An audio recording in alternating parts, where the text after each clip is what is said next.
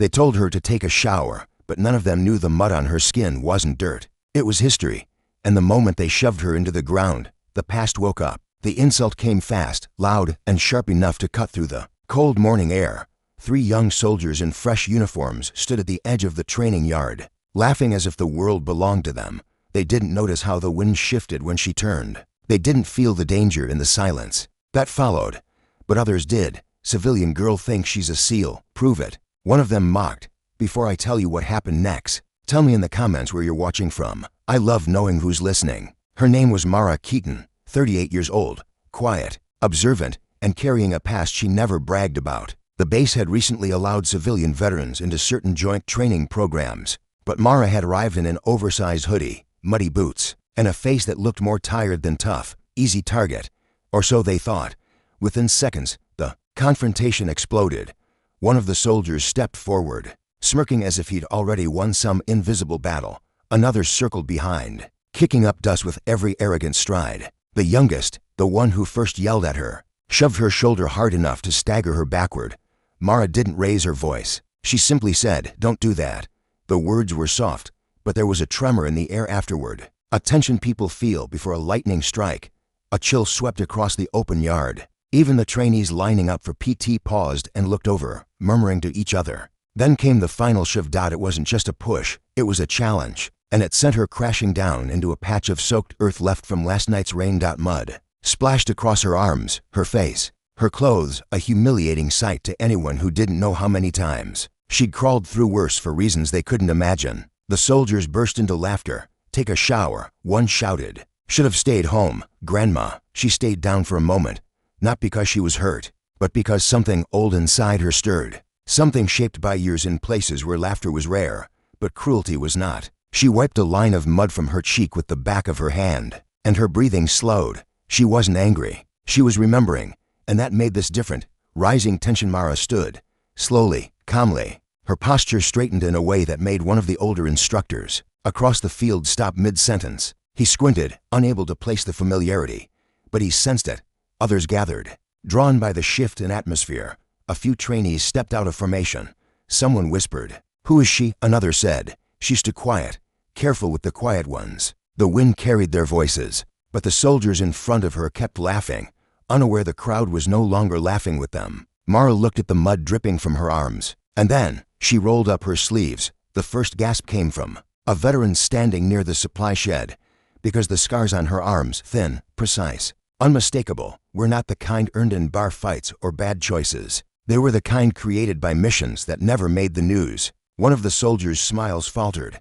Mara stepped forward, and the mud slid off her like she'd walked through storms before. "You want proof?" she asked. Something in her voice shifted, deeper, steadier. Double quotes. No, we were just," one stammered, but it was too late. She stopped in front of them, not towering, not threatening, but grounded, centered, like someone who had stood on the edge of cliffs in the dark and walked back on her own terms. The yard went silent. She said nothing more. Instead, she demonstrated. Her first movement was small, a sidestep, but fast, too fast. The soldiers didn't see her reposition.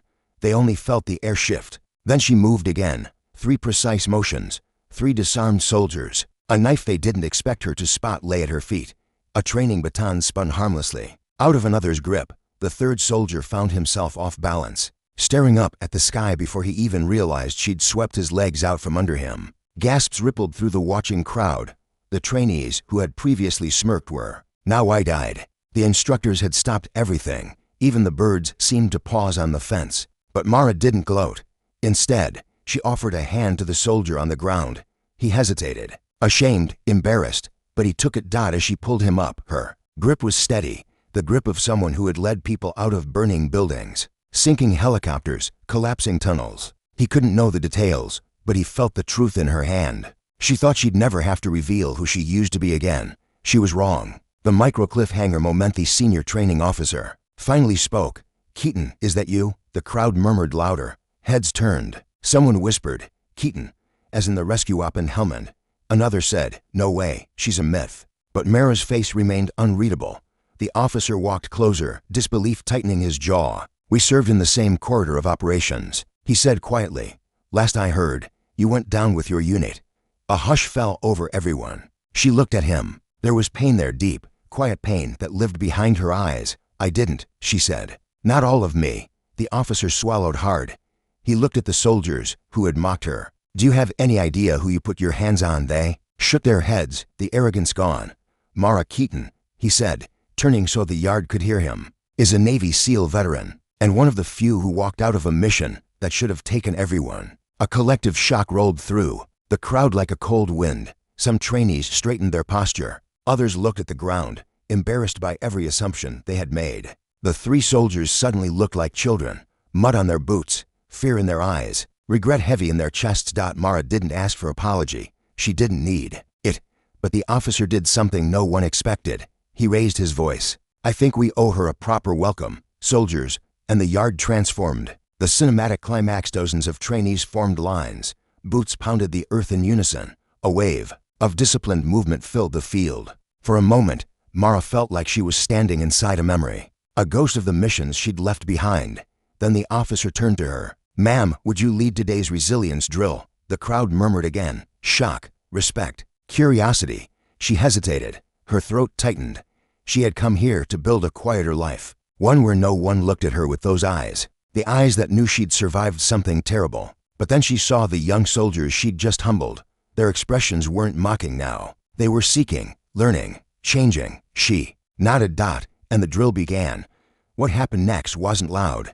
It wasn't theatrical. It didn't need to be. Mara stood at the front and moved with purpose, graceful, precise, unstoppable. Trainees followed her lead, breathing in time, pushing through pain, recovering from stumbles with grit she ignited inside them. Even the soldiers who had humiliated her joined in, keeping pace without complaint. By the end, the yard wasn't laughing anymore. They were inspired.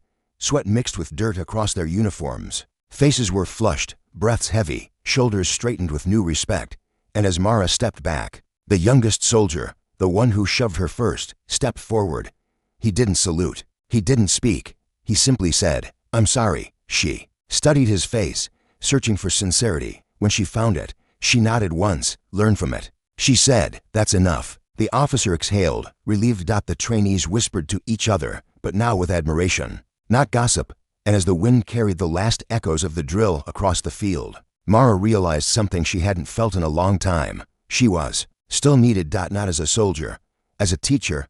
Resolution. The sun broke through the morning clouds, casting warm light across the mud still clinging to her boots. She looked at it and almost laughed. The same mud they pushed her into had become the ground she stood proudly upon. She left the yard slowly, silently, but everyone watched her go as if witnessing something rare, something powerful, something that didn't need an introduction or medals or stories. Just truth. Final to lines. Because strength doesn't shout. It reveals itself when the world tests it. And sometimes, the mud they push you into becomes the soil where your courage grows back. Outro. If this story moved you, tell me in the comments what part hit the hardest. And if you love powerful stories of courage, resilience, and justice, make sure to subscribe. Your support keeps these stories alive.